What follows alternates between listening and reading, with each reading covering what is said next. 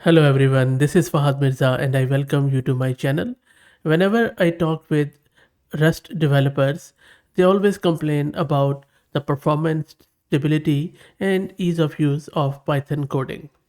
I still believe that Python is a good choice for building LLM powered and AI powered applications, but still Rust is not bad at all. That is where this project Swiftide was born. Swiftide aims is to offer a fully fledged retrieval augmented generation library that is fast, easy to use, reliable, and easy to extend. Retrieval augmented generation simply means where you provide your own data to large language models after chunking it and converting it into numerical representation, and that is how the LLMs respond to users' queries on more grounded context from your own data. So Swiftide is a project to build those RAG pipelines. It is under heavy development and can have breaking changes, but still looks quite promising. Now, this is a Rust native library for building LLM applications. If you don't know what Rust is a system programming language that prioritizes safety, performance, and conciseness. It achieves memory safety without using garbage collection. Tied up with Rust, there is another concept of cargo. Cargo is Rust's package manager, which allows you to easily manage dependencies, build and share your Rust projects. It really simplifies the process of creating, publishing, and using Rust libraries. Now, coming back to this Swiftide, LLMs are amazing, we all know, but need context to solve real problems. Swiftide allows you to ingest, transform, and index large amount of data fast, and then query that data so that it can be injected into prompts. This is what RAG is, and with Swiftide code, you have the building blocks to model and build a large variety of agentic RAG software. So let's get started and get this thing installed. I will be using local Ollama models with it. If you don't know what Ollama is one of the easiest way to run large language models locally in quantized format. If you don't want to learn more about Ollama, please search my channel. I have done heaps of videos on it. Before I proceed further, let me give a huge shout out to Mast Compute who are sponsoring the VM and GPU for this video. This is a VM they have sponsored, Ubuntu, and this is a GPU card NVIDIA RTX A6000 with 48 GB of VRAM. If you're also looking to rent a GPU on very affordable prices, I will drop the link to their website. Plus, I will also give you a coupon code of 50% discount which you can get from video's description. Okay, as this Swiftide is Rust based, let's first install the Rust on Ubuntu. The command is simple. All we are doing here is we are downloading it and then we are running the shell script to run it. And then I'm just going to say one here or just press enter. I will just install it with default stuff. You see that it is installing cargo, Rust, C, and lot of dependencies. So let's wait for it. Shouldn't take too long. It's very lightweight. And Rust is installed. Let's also put it in our environment so that it will be available. And now if you do Rust C dash dash version, you should be able to see the version of Rust and also the version of cargo. So we have Rust and cargo, both of them are now good. Next up, let's git clone the repo of this Swiftide and I will drop the link to it in video's description. That is done. Let's enter into that directory. And if I do ls-ltr, you will see there are a lot of examples there. They have this cargo.toml file, which includes all the dependencies as I mentioned earlier. And they have also shared an examples folder. So let me actually open it in my VS Code just to quickly show you how it looks like. So this is the VS Code and the whole project is there. If you click on cargo.toml file, you will see that we have this markup file where we have all the dependencies, integrations with Rust. You don't have to really worry about this one. And then if you click on this examples, and in this examples, you will see that there are a lot of integrations which you can do. So I'll just expand it a bit.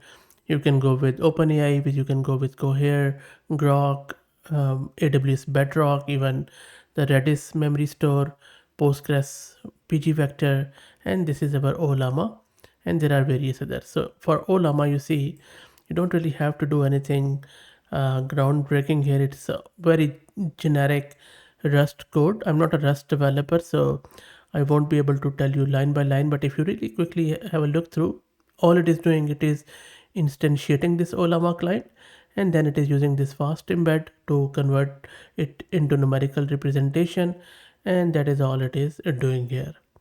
And I believe by default it is using Llama 3.1 model, as you can see it on line number 29.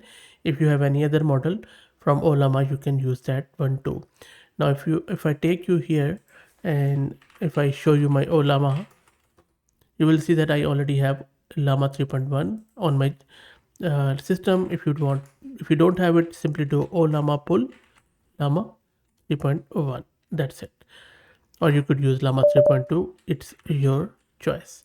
Now let's go through that examples directory, and again make sure that you can see that Ollama integration. There you go. So we have our Ollama integration.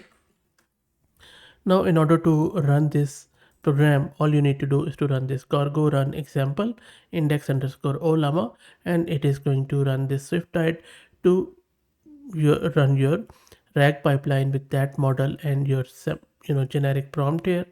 So it is just going to use a markdown file from the local folder and then generate an embedding for your pipeline. That is all it is doing. So let me quickly run it. There you go. It is downloading all the crates and libraries and everything. Crate is just a library or package file. Okay, I think I gave it the wrong name of the file. My apologies. Let me do it properly. The correct name, I mean.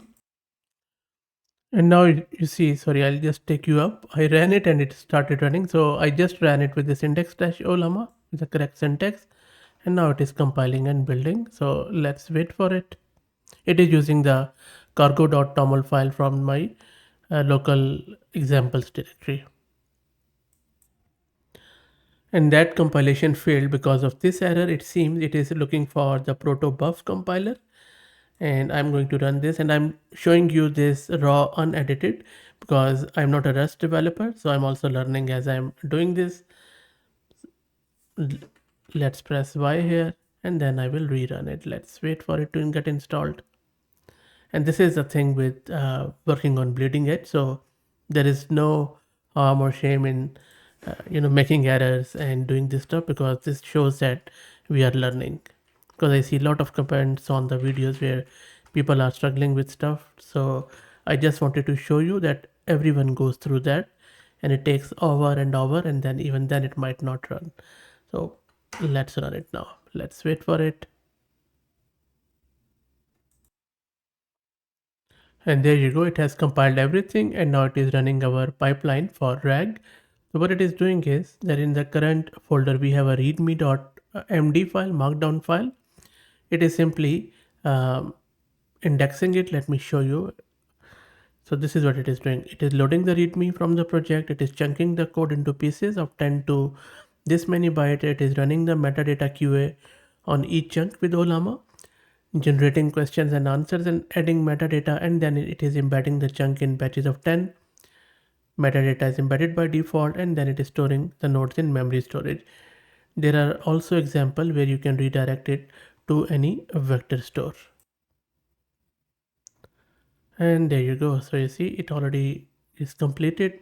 It's quite fast. So this is the whole readme of this project itself. So these are the example results that what does this text appear to be doing.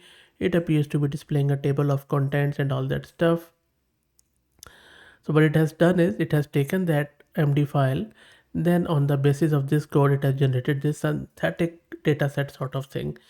So which is one of the use cases of RAG, where you have provided it your own information, and by using your local Ollama model it has generated this synthetic data set, and the sky is limit here.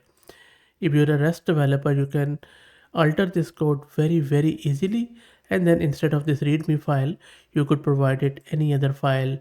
Even you could integrate it with your data sources, obtain the data, use Llama 3.1 create synthetic data set or whatever your RAG pipeline is doing. So that's it. I hope that you liked it. Let me know what do you think. If you like the content, please consider subscribing to the channel.